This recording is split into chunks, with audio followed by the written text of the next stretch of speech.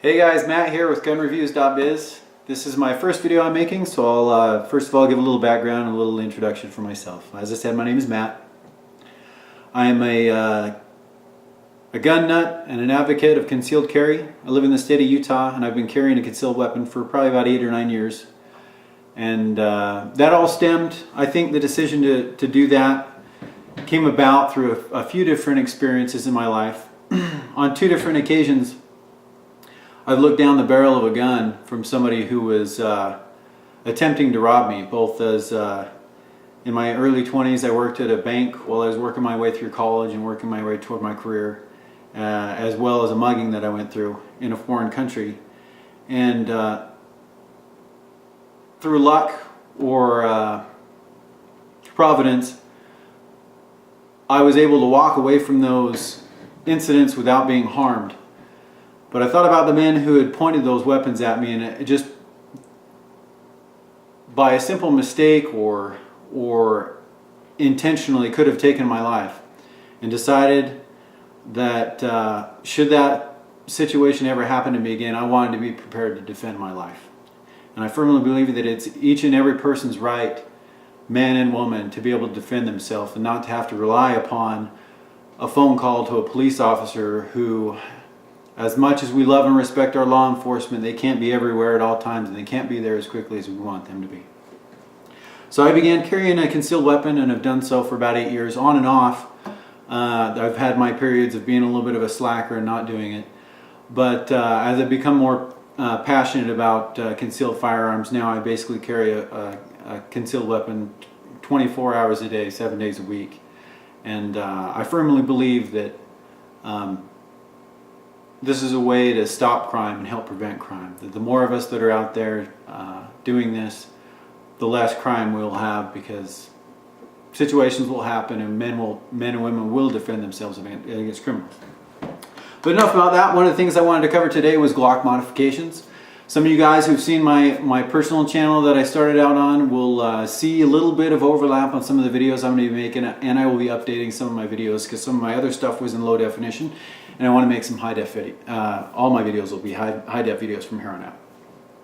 The Glock modifications I wanted to talk about, I've made 3 to my Glock. I carry a Glock 27. This is a gun that I carry, one of my favorite guns to carry because of its weight, size, and convenience for carrying.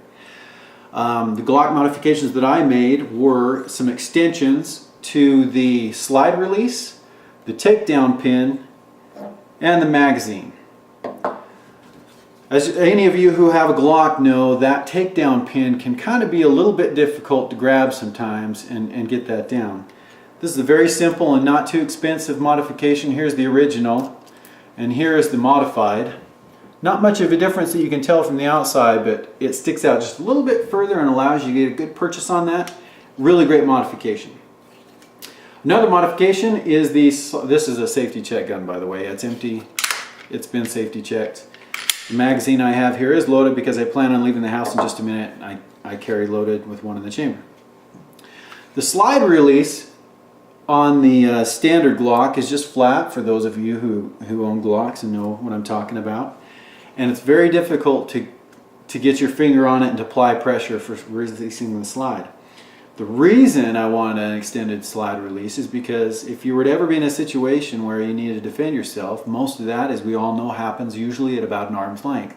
And you may need your support hand to defend yourself and to get some distance from you and an attacker. So let's say if you're, for example, to be reloading, you'd need to quickly get that hand back out and you didn't have time to drop the slide, it might be convenient for you to be able to just drop the slide with that thumb. Not necessary, but a nice modification to the Glock. The other modification, the small size of the Glock 27 is awesome. However, it doesn't allow for a lot of magazine capacity, and the standard Glock 27 magazine comes with 9 rounds. The extended floor plate will add 2 rounds, and I say it'll add 2 rounds, but it kind of does and it kind of doesn't. I've noticed that with mine, that 11th round is very difficult to get in, although it can be done and you can do it. I like to top off.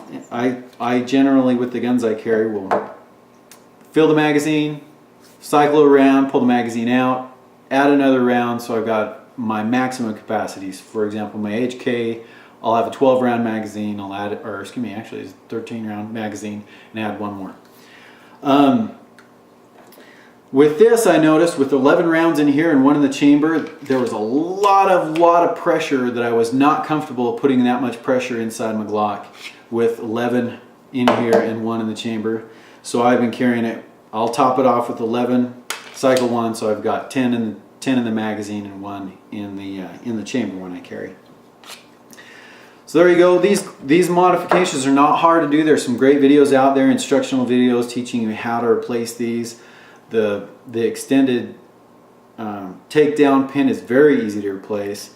The extended slide release is a little more difficult, but not bad. It requires you popping out the pin inside the gun. It's a little more difficult. And the floor plate, a little bit of a bugger as well, but make sure you watch the instructional videos. That'll help you out a lot in replacing it. So guys, appreciate you watching. Appreciate any of those of you guys who've come over, who've seen my personal channel and coming over. I hope that this channel will provide me the opportunity to bring you guys some more reviews of more products, and hopefully have some fun in the process. And thanks for watching.